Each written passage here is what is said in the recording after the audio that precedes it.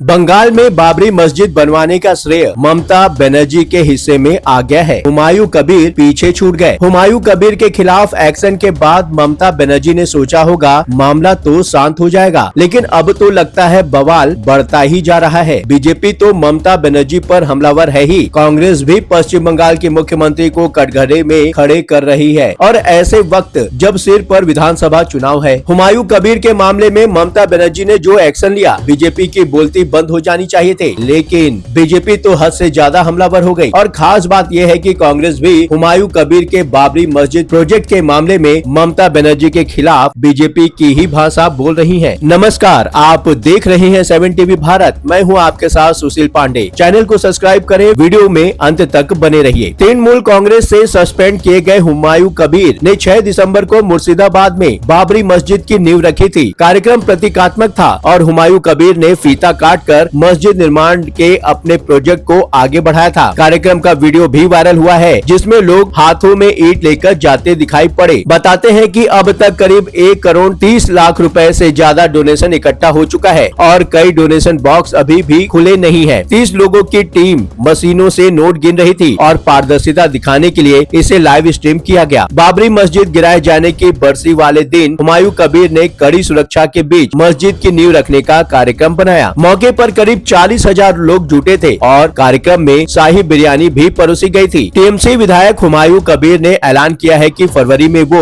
1 लाख लोगों से कुरान का पाठ करवाएंगे और उसके बाद मस्जिद निर्माण शुरू होगा। मतलब पश्चिम बंगाल विधानसभा चुनाव से पहले, यानी कि पश्चिम बंगाल सहित देश के 5 राज्यों में 2026 में विधानसभा के चुनाव भी होने हैं। हुमायूं कबीर को 6 दिसंबर से 2 दिन पहले ही तृणमूल कांग्रेस ने सस्पेंड कर दिया था, जिस दिन टीएमसी विधायक ने मुर्शिदाबाद के बेलडांगा में बाबरी मस्जिद की नींव रखने का ऐलान किया था। उसके बाद से बहुत सारी बातें हो चुकी हैं, बात बहुत आगे बढ़ चुकी है। हुमायूं कबीर अपनी नई पार्टी बनाने की घोषणा कर चुके हैं। पश्चिम बंगाल की 135 विधानसभा सीटों पर अपनी प्रस्तावित पार्टी के उम्मीदवार उतारने के बारे में भी बता चुके हैं और असदुद्दीन ओवैसी की पार्टी AIMIM के साथ मिलकर विधानसभा का चुनाव लड़ने का भी दावा कर चुके हैं। देखा जाए तो लगता है हुमायूं कबीर अपने रास्ते तो चल पड़े हैं और ममता बनर्जी ने उनकी सारी गतिविधियों से तकनीकी तौर पर पूरी तरह से पल्ला झाड़ लिया है। हुमायूं कबीर को सस्पेंड किए जाने के बाद टीएमसी नेता फिरहाद हकीम ने नाता नहीं रहेगा, लेकिन राजनीति है भाई कि ममता बनर्जी का पीछा ही नहीं छोड़ रही है। बाबरी मस्जिद की नींव रखने के मुद्दे पर बिहार से आने वाले बीजेपी नेता और केंद्रीय मंत्री गिरिराज सिंह ने दावा किया है हुमायूं कबीर ने इसे नहीं रखा, ममता बनर्जी ने रखा है और वो ड्रामा कर रही है और अपने नेताओं सांसदों से उसके खिलाफ बयान दिलवा रही है। ममता बनर्जी को कटघरे में खड़ा करते हुए गिरिराज सिंह कहते हैं बाबरी मस्जिद हिडन एजेंडा के रूप में हुमायूं कबीर के द्वारा इन्होंने लाया है। ये नींव डाली गई है सोची समझी रणनीति के तहत। ममता बनर्जी को इसकी सजा भुगतनी ही पड़ेगी। पश्चिम बंगाल बीजेपी के अध्यक्ष रह चुके केंद्रीय मंत्री सुकांत मजूमदार तो यहाँ तक कह रहे हैं कि ममता बनर्जी ने हुमायूं कबीर के खिलाफ सिर्फ दिखावे के लिए कार्रवाई की है। हुमायूं कबीर की तरफ से बाबरी मस्जिद की नींव रखे जाने को लेकर सुकांत मजूमदार का सवाल है, जब बीजेपी कोई कार्यक्रम करती है तो पुलिस मंच तक उखाड़ देती है, तो यहाँ ऐसा क्यों नहीं हुआ? और फिर सुकांत मजूमदार चैलेंज करते हैं, अगर ममता बनर्जी सच में नहीं चाहती कि बाबरी मस्जिद बने तो उन्हें हुमायूं कबीर को गिरफ्तार करना चाहिए था। बीजेपी का दावा है कि पश्चिम बंगाल पुलिस हुमायूं कबीर की मदद कर रही है। बीजेपी नेता सुकांत मजूमदार का कहना है, आज जो कुछ हम देख रहे हैं वो पिछले 15 साल के ममता बनर्जी की तुष्टीकरण और सांप्रदायिक राजनीति का नतीजा है। ममता बनर्जी का इसके लिए पूरा समर्थन हासिल है। आज भी हुमायूं कबीर कह रहे हैं कि पुलिस का पूरा सहयोग मिल रहा है। टीएमसी ने इस मुद्दे पर सफाई तो दी है, लेकिन बीजेपी को ही जिम्मेदार ठहरा रही है। टीएमसी नेता सायोनी घोष कह रही है, कोई भी मंदिर बना सकता है, कोई भी मस्जिद बना सकता है, लेकिन अगर इसके पीछे किसी की मंशा यहाँ धार्मिक अशांति फैलाने की है तो सब जानते हैं कि उन्हें बीजेपी से फंडिंग मिल रही है और बीजेपी उन्हें बंगाल में कानून व्यवस्था बिगाड़ने के लिए उकसा रही है। कांग्रेस ने ममता बनर्जी पर सांप्रदायिक ताकतों की मदद करने का इल्जाम लगाया है। कांग्रेस सांसद इमरान मसूद का कहना है कि ममता बनर्जी बीजेपी की मदद कर सांप्रदायिक ध्रुवीकरण बड़ा एक्शन लेने की मांग की है। इमरान मसूद ने हुमायूं कबीर के पुराने बीजेपी कनेक्शन की भी याद दिलाई है और सवाल भी पूछा है। इमरान मसूद पूछते हैं, 2019 में जब आप भाजपा का झंडा लेकर चुनाव लड़ रहे थे तब आपको बाबरी मस्जिद की याद नहीं आ रही थी? उनका झंडा लेकर तुम दौड़ रहे थे और अब उनके कहने पर देश में नफरत बोना चाहते हो। 2019 के आम चुनाव में बतौर बीजेपी टीएमसी उम्मीदवार मुर्शिदाबाद लोकसभा सीट पर हुमायूं कबीर को 2,47,809 वोट भी मिले थे। हालांकि हार का फासला भी कोई कम न था। हुमायूं कबीर को टीएमसी उम्मीदवार ने 2,26,470 वोटों से हरा दिया था और वही हुमायूं कबीर 2024 में लोकसभा चुनाव कैंपेन में टीएमसी नेता के रूप में कह रहे थे, मैं राजनीति छोड़ दूंगा अगर 2 घंटे में तुम्हें यानी कि हिंदुओं को भागीदारी नदी में डुबो न दिया। तुम 30% हो, हम 70% हैं। मैं तुम्हें शक्तिपुर में रहने नहीं दूंगा। ममता बनर्जी को निशाने पर लेते हुए हुमायूं कबीर के बहाने इमरान मसूद कहते हैं, ऐसे लोग भी कहीं न कहीं भाजपा के साथ मिले हुए होंगे। कांग्रेस सांसद इमरान मसूद ने कहा, मस्जिद बनने का कोई विरोध नहीं करता है, लेकिन ये लोग हुमायूं कबीर यानी कि देश में नफरत बोना चाहते हैं। हुमायूं कबीर को आगाह करते हुए इमरान मसूद ने कहा, नफरत के नाम पर मस्जिद बनवाओगे और पूरे देश में नफरत फैलाओगे। जहां आप बहुसंख्यक हैं, वहां आप यह काम कर सकते हो, लेकिन जहां मुसलमान कम तादाद में हैं, उनके खिलाफ आप नफरत बोलोगे। आप देश में क्या तमाशा करना चाहते हो? आप देश में हैं और कितनी मस्जिदों को तोड़वाने की साजिश कर सकते हो? लगता है हुमायूं कबीर के खिलाफ ममता बनर्जी के सख्त एक्शन लिए बगैर बीजेपी और कांग्रेस उनको यूं तो छोड़ने वाली नहीं है। मुश्किल ये है कि हुमायूं कबीर के खिलाफ ज्यादा आगे बढ़ने से पहले ममता बनर्जी को अपने वोटर का भी तो ख्याल रखना होगा। वीडियो पसंद आया हो तो वीडियो को लाइक करें। लगातार खबरों के लिए बने रहिए 7 टीवी भारत के साथ।